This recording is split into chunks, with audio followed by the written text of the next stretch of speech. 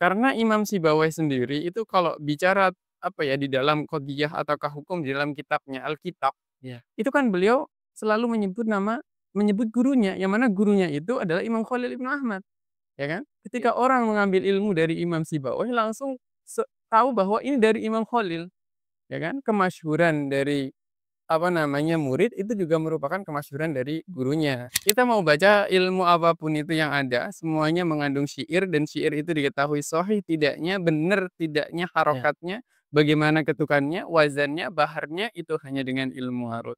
Ya, jadi, semua ilmu itu membutuhkan akan ilmu arut untuk bisa mentahqiq dan meyakinkan bahwa syair tersebut itu benar dari mu'allifnya seperti itu bacaannya. Iya.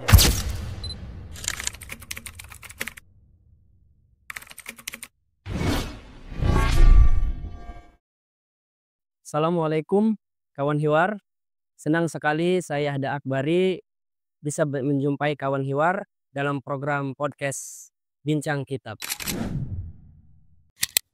Program Hiwar Media menyuguhkan berbagai tema yang menarik dan sangat sayang untuk dilewatkan.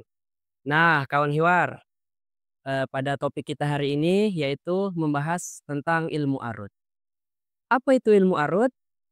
Mungkin sebagian penonton sudah mengetahui apa itu ilmu arut, tetapi sebagian penonton juga belum mengetahui apa itu ilmu arut.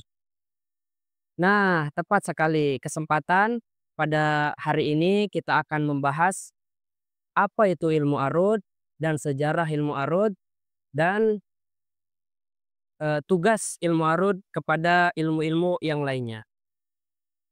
Dan senang sekali saya di sini tidak sendirian. Saya bersama dengan narasumber yang Masya Allah, Al-Ustadz Hengki Soleh Azhari LC. Baiklah, langsung saja saya sebutkan profil singkat narasumber. Nama Al-Ustadz Hengki Soleh Al-Azhari LC, riwayat pendidikan S1 di Rosa Islamiyah, dan sekarang sedang menempuh pendidikan S2 dalam bidang hadis.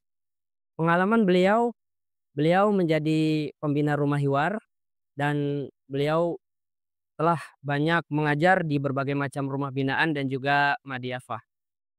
Karya beliau, saya akan sebutkan Zubdatu Sofi fi ilmi arud, kemudian Al-Wajiz dalam ilmu balagoh, Dirosat Arudiyah dalam ilmu arud, kemudian ada Ada'u Alami ala Tazkiyatus Sami, kemudian ada Zubdatul Mutun fi Umahatil Funun, kemudian ada Zubdatul Mayyah fi Tankihi Balagoh Wadiha. Baiklah kawan hiwar, dalam ilmu keislaman, ilmu arud ini sangat penting untuk memahami sastra-sastra Arab. Jadi yang namanya ilmu arud itu nanti membahas bagaimana sastra Arab itu terbentuk. Ya.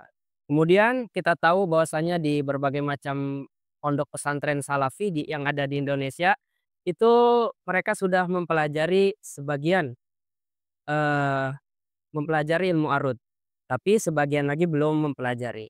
Maka pada kesempatan ini kita akan membahas tuntas ya apa ilmu arud itu dan lain sebagainya. Ilmu ini sangat penting bagi mereka yang ingin mempelajari dan memperdalami ilmu sastra. Karena dengan ilmu arud, dia akan mengetahui sastra ini baik atau tidak. Maka izinkan saya bertanya kepada narasumber, kepada Al Ustadz, bagaimana kabarnya Ustadz? Alhamdulillah, Sehat Ustadz ya? ya alhamdulillah. Baik, langsung saja Ustadz. Tadi saya sudah menyebutkan beberapa hal terkait pentingnya ilmu arud untuk sastra. Oh ya Ustadz, apa itu ilmu arud? Iya, kalau kita bicara tentang dunia, bahasa Arab, kita tidaklah, terhindar dari pembahasan namanya syair, ya. Pasti syair-syair itu selalu muncul di berbagai kitab-kitab. Kalau kita belajar nahwu, syair akan ada di dalamnya. Kenapa? Karena syair merupakan salah satu dari hujjah di dalam bahasa Arab.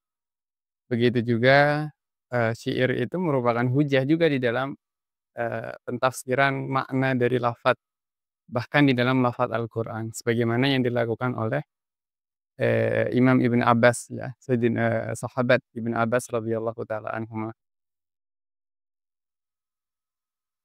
Kalau kita berbicara tentang definisi dari ilmu arut sebenarnya, ya sebagaimana yang termaktub dalam Subdatus Shawqi itu, ia adalah ilmun yurafu bihi shahihu syiri min fasilihi. Ya kurang lebih begitu. Walaupun di sana ada tarif-tarif yang lain, ya itu tidak menjadi sebuah masalah. Bahwa ilmu ini ya merupakan ilmu yang berisikan tentang qanun, berisikan tentang ahkam-ahkam yang membahas, eee apa ya, tentang ilmu arut dan qanun-qanunnya, kemudian dengan qanun tersebut itu akan diketahui. Apa yang akan diketahui? Ya sahih dan tidaknya sebuah syair. Jadi, apakah syair itu dia benar sesuai dengan wazan-wazan Arab yang telah susunkan oleh Imam Khalil Ibn Ahmad menjadi 15 bahar, kemudian ditambah Al-Akhfash menjadi 16, ya.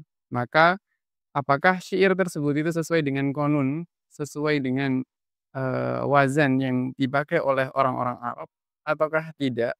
Ya, apakah dia sahih ataukah tidak? Maka dengan ilmu inilah kita bisa mengetahui. Ilmu arut ini, di dalam ilmu sains ataukah, apa ya, kita, sama seperti halnya matematik. Jadi dia, bukanlah ilmu ijtihadi yang artinya, apa namanya, ketika satu orang mengatakan A, kemudian orang lain bisa mengatakan B, tidak.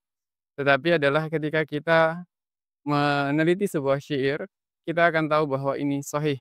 Ya, maka sahihnya dia itu akan muttafaq. Ya, maka tidak ada khilaf antara saya dengan yang lain ketika dia tahu ilmu arut. Ya, sebagaimana ilmu eksak gitu, seperti fisika, seperti matematika. Ya.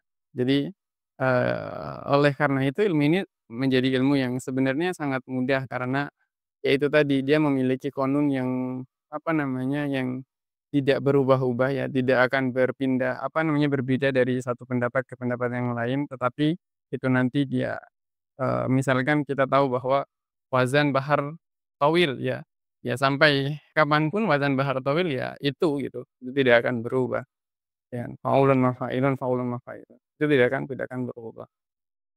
Baik Ustaz, jadi kawan liar ilmu arud itu ilmu yang sangat membantu sekali untuk memahami sastra, yang sebagaimana tadi sudah disampaikan oleh narasumber kita. Oh ya Ustaz, eee, bagaimana sejarah munculnya ilmu arud ini?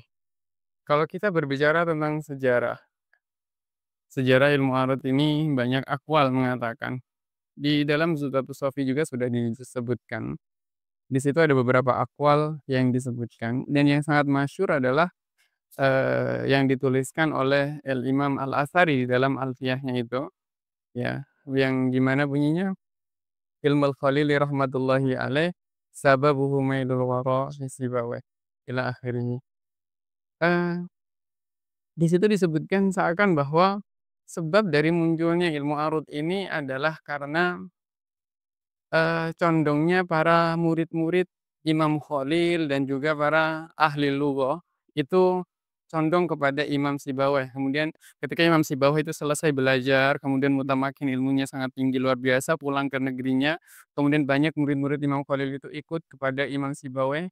Kemudian di situ Imam Khalil merasa sedih, karena ditinggalkan oleh para murid-muridnya, kemudian berhaji dan di haji itu, Imam Khalil itu berdoa kepada Allah agar menambahkan ilmu yang belum pernah didapati, kemudian Allah mengabulkannya. Tapi kalau kita melihat dari cerita ini, di sini itu ada sesuatu yang tidak baik sebenarnya, sehingga guru kita, Syekhna Muhammad Hasan Usman, di dalam kitabnya beliau, Al-Muhadzab itu beliau juga mengatakan bahwa, sejarah yang seperti ini tidaklah begitu benar. Kemudian juga disebutkan di Zuhdatus Shawqi, kalau kita mengatakan Imam Khalil itu ada rasa iri, kemudian ada rasa apa ya, kayak, kok murid-muridku banyak Iya. yang ikut Sibawayh gitu, ya kan. Kayak itu tidaklah tepat. Kenapa? Pertama adalah Imam Khalil itu seorang yang sangat zuhud, ya. Tidaklah mungkin seorang yang zahid, seorang yang sangat Iri, zuhud ya, iya, apa namanya, punya apa namanya, punya iri keirian kemakmuran. terhadap muridnya lagi, Imam Sibawayh itu adalah muridnya gitu kan. Ya, jadi tidaklah, kemudian karena Imam Sibawayh itu masyhur, kemudian iri dengan Imam Sibawayh kan tidak. Ya, Kenapa tidak demikian juga? Karena Imam Sibawayh sendiri itu kalau bicara, apa ya, di dalam qodiyah ataukah hukum di dalam kitabnya, Alkitab, ya, itu kan beliau selalu menyebut gurunya, yang mana gurunya itu adalah Imam Khalil Ibnu Ahmad, ya kan? ya, Ketika orang mengambil ilmu dari Imam Sibawayh langsung tahu bahwa ini dari Imam Khalil, ya kan? Kemasyhuran dari, apa namanya, murid itu juga merupakan kemasyhuran dari gurunya. jadi nggak mungkin iri. Iya, jadi tidak mungkin karena Ya, kemasyhurannya Imam Sibawayh kemudian Imam Khalil itu diri kan nggak mungkin. Sama kayak kita misalkan kalau kita diberikan anugerah keilmuan yang tinggi, orang akan bertanya, "Dia belajarnya di mana?" Ya siapa gurunya? iya, siapa gurunya? Pasti akan langsung tahu gitu.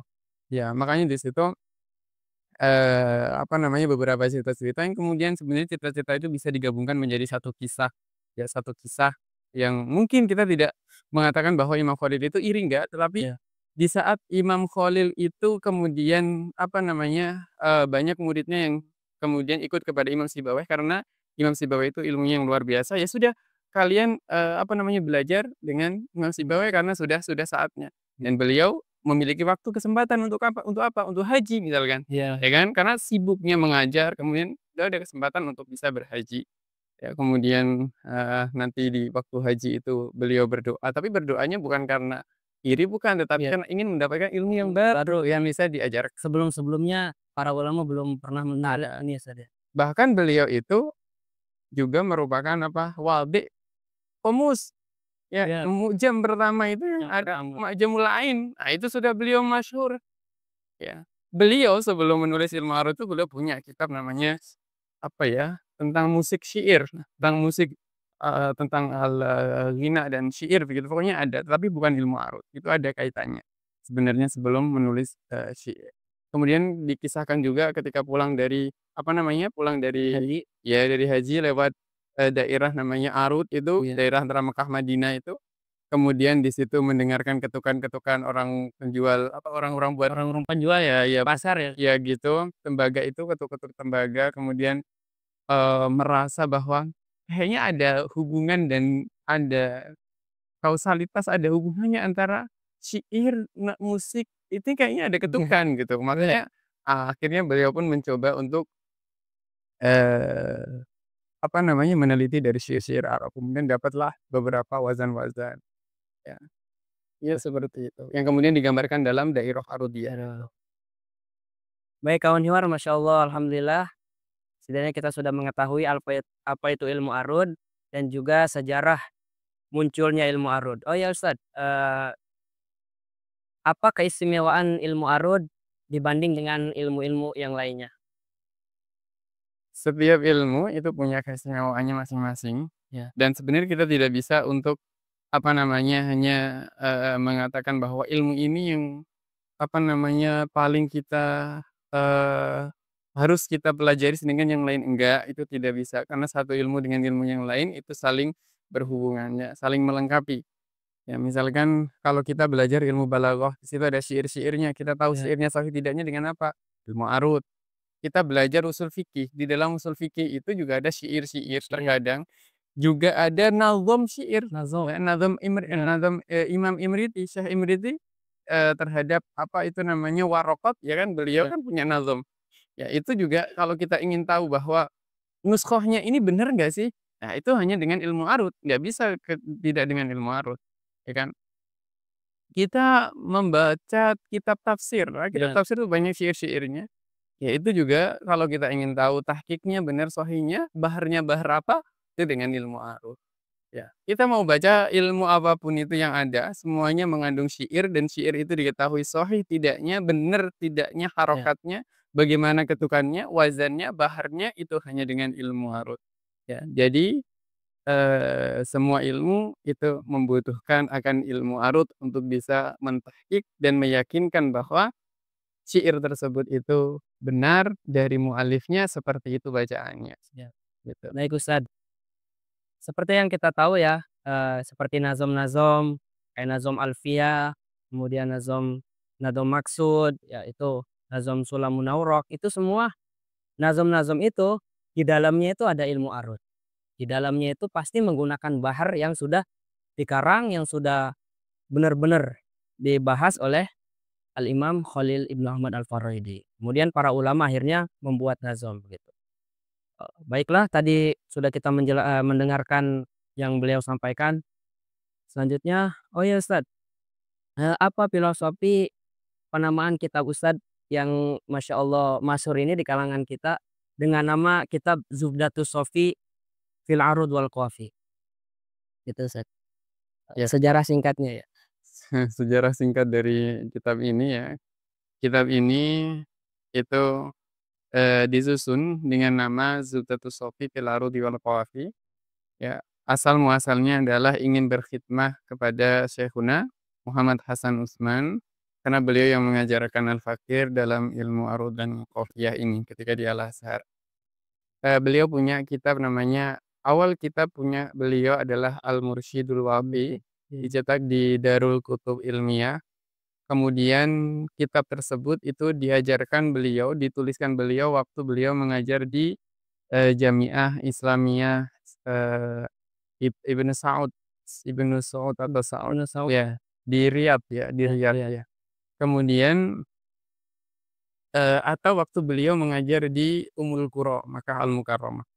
Kemudian tatkala beliau sudah kembali ke Mesir, ke Mesir. Al-Azhar, beliau mentahdzib, beliau apa ya, me heeh, merevisi dan juga bukan merevisi sebenarnya, memperbaiki dan juga menambahkan hal-hal yang belum ada di dalam kitab sebelumnya. Kemudian beliau beri nama Al-Muhadzab, Al-Muhadzab. ya Al-Muhadzab, yaitu Al-Muhadzab, yang dicetak di Ihya'ut Turas, gitu. Ya. Itu Ihya'u Ilmi Turas, dengan nama Al-Muhadzab. Kemudian Fakultas Dirasat Islamiyah wal Arabiyah itu punya, ada madah tahun pertama itu ilmu arut. Nah, kebetulan pas zaman saya 2019 ya, 2019 akhir itu kita pakai kitab beliau yang bernama As-Shofie fil Fil Arudi Arudi. wal Qawafi. Wah.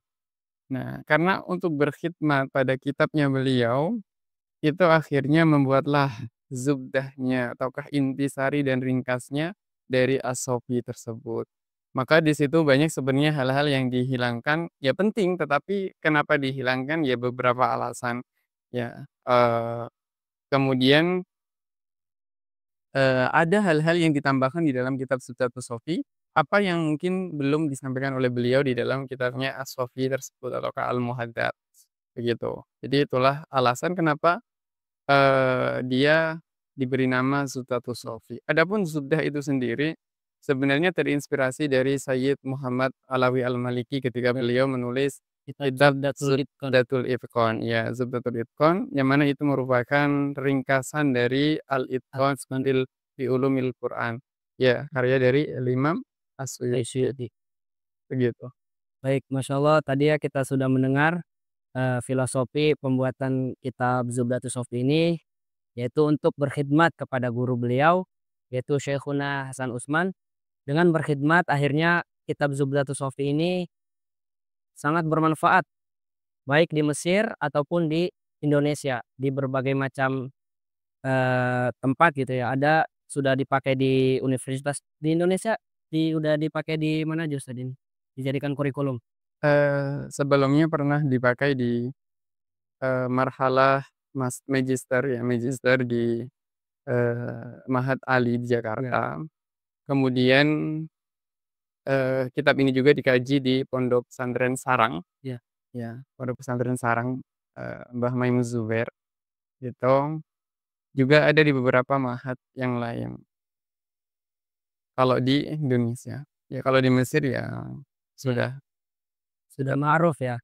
Karena emang metodologinya ini sangat mudah dipahami untuk menentukan baharnya, untuk menentukan ini, zihab dan ilahnya ya kan yang ada di dalam kitab. Baik Ustadz, menurut Ustadz ketika Ustadz, eee, sedang mengarang kitab Zubdatus Shofie ini, apa tantangan terberat bagi Ustadz? Kitab Zubdatus Shofie ini itu tertuliskan dengan beberapa marhalah, ya dari beberapa, eee, waktu yang lama gitu sebenarnya. Walaupun diterbitkan dalam waktu yang singkat, tetapi dari Thobaah pertama ke Thobaah kedua, ke Thobaah ketiga, keempat, dan sekarang ini Thobaah kelima, ya, cetakan yang kelima, itu selalu ada revisi, selalu ada perbaikan. Jadi dia membutuhkan waktu yang panjang. Kenapa? Karena ya, eee, ilmu yang Al-Fakir dapatkan dari, ya apa, mulai awal penulisan Zubdatus Shofie sampai sekarang kan tentunya ada pertambahan. Nah, dari pertambahan itulah akhirnya membuat kita juga ingin menambahkan sesuatu ataukah ingin memperbaiki mana yang kiranya, kurang tepat takbirnya atau yang lainnya, kayak gitu, ya. Terlebih bagi kita sebagai orang Indonesia, itu terlalu sulit untuk menuliskan takbir dengan bahasa Arab yang begitu fasih ataukah yang jelas, bagus gitu. Bukan hanya sekedar kita mengartikan ataukah menerjemahkan Indonesia ke Arab gitu. Jadi dia membutuhkan waktu yang panjang juga. Baik Ustadz, kawan Hiwar, kita sering mendengar bahwasanya belajar ilmu arut ini memang sesuatu yang sulit ya, karena berbeda dengan ilmu-ilmu yang lain. Oh ya Ustadz, apa nasihat Ustadz untuk mereka yang ingin memperdalam ilmu arut? Belajar ilmu Arut ini sebenarnya mudah. Jadi, kita harus, ya apa, mensugesti diri kita bahwa ini tuh mudah. Ya, mudah banget. Karena dia hanya apa ya, terdiri dari beberapa, qanun saja, dari kitab Baharudiyah, kemudian sabab, watat, dan fasilahnya, Rafael Asy'ari, kemudian Ziyaf Illah, Buhur Syiriyah, selesai. Itu adalah ilmu arut. Pembahasannya cuma segitu, ya. Dengan kita memahami apa hukum, asalnya, kita akan sangat mudah untuk kita bisa, tapi yang paling penting dalam ilmu arut itu adalah latihan. Sering kita melatih, mentakhati, dapat syair langsung kita takhti, langsung kita cek ini baharnya apa, Praktek langsung nih. ya nanti bisa menjadi malakah. Ya, ilmu ini memang ilmu praktek. Jadi kalau kita nggak praktekkan ya sulit untuk bisa untuk mutamakin di dalam ilmu ini. Ya, oh iya, berkaitan dengan Zubdatus Shofie ini, di tahun tahun kemarin kitab ini itu dipakai di kuliah ulum Islamiyah Masya Allah. oleh Doktur Sobri. Jadi beliau itu pernah saya kasih kitab ini di tahun berapa ya saya lupa, 2022 mungkin atau 2020, ya 2022 kemungkinan. Yang warna hijau cetakan kedua. Nah, kemudian saya kemarin tuh ketemu sama salah satu anak ulum. Nah, ternyata Dokter Sobri itu memberitahukan ke, mahasiswa itu untuk Baik, menggunakan Subtatus Shofie fil Arudi wal Qawafi, ya untuk bisa, apa namanya, di situ melatih, takti, kemudian apa, mengetahui bahar-bahar dan lain-lainnya, begitu. Dan di sebelumnya juga ada Dokter Syarif yang beliau sebagai, apa namanya, sebagai yang murojaah kitab ini, itu juga pernah menggunakan dan mengajarkan. Jadi alhamdulillahnya, bisa, bermanfaat begitu, ya. baik Ustadz. Alhamdulillah bermanfaat ya. Oh ya Ustadz, setelah Zubdatus Shofie dan kitab-kitab yang lain, ada rencana untuk menulis kitab-kitab selanjutnya? Sebenarnya ada beberapa yang, sudah dimulai tetapi ya belum selesai, ya. Ada rencana itu bukan rencana tetapi sudah terlaksana tapi tinggal disempurnakan. Itu adalah syarah dari Sulam Munawwarah ya. Jadi saya mencoba untuk menulis, syarah dari Sulam Munawwarah Masya Allah. dengan menggabungkan beberapa metode, ya. Jadi kita susun syarah Mazji yang syairnya itu kemudian dijadikan sebagai nasr, yang kemudian setelah itu ada syarahnya, yang ketiga adalah dengan tabel seperti halnya Zubdatus Shofie. Di situ ada gabungan beberapa, dengan, apa, marwaji utamanya adalah Tahrir Qawaid Mantiqiyah, yang itu kita pelajari di Dirsat Ulia. Kemudian ada juga, eee tafsir, tapi tafsir itu adalah khusus untuk ayat-ayat yang berkaitan dengan perempuan saja. Jadi semua ayat yang berkaitan dengan perempuan di Al-Quran, itu di situ dikasih tafsiran dengan tafsir yang, ringkas dengan juga muqaranah 4 mazhab, tapi ya insyaallah akan segera bisa kita Insyaallah. Semoga dimudahkan ya Ustaz. Baik kawan Hiwar, sudah jelas tadi dari mulai apa itu ilmu arud, ya kan, kemudian sejarah ilmu arud, kemudian metodologi beliau dalam membuat ilmu arud. Ya kita doakan semoga setelah, ilmu ini ada lagi nanti ilmu-ilmu lain yang beliau susun. Jadi kawan Hiwar, setelah kita berbincang dan mengenal lebih dekat dengan ilmu arud ini, kita begitu sangat mengetahui ya pentingnya ilmu arud itu dalam memahami syair dan nazom-nazom yang selama ini kita hafal. Maka setelah ini kawan Hiwar yang baru saja tahu ilmu ini, yuk belajar. Sama-sama kita memperdalam supaya juga kita mudah memahami sastra. Terima kasih banyak Ustadz, telah bersedia hadir dan berbagi ilmunya. Semoga sukses selalu. Semoga selalu diberikan kemudahan dalam mengarang kitab-kitab selanjutnya ya, dan juga diberikan keberkahan. Kawan Hiwar, jangan lupa like, komen, dan subscribe. Saya Daha Akbari, mohon maaf apabila ada kata yang salah, dan saya undur diri. Terima kasih. Wassalamualaikum warahmatullahi wabarakatuh.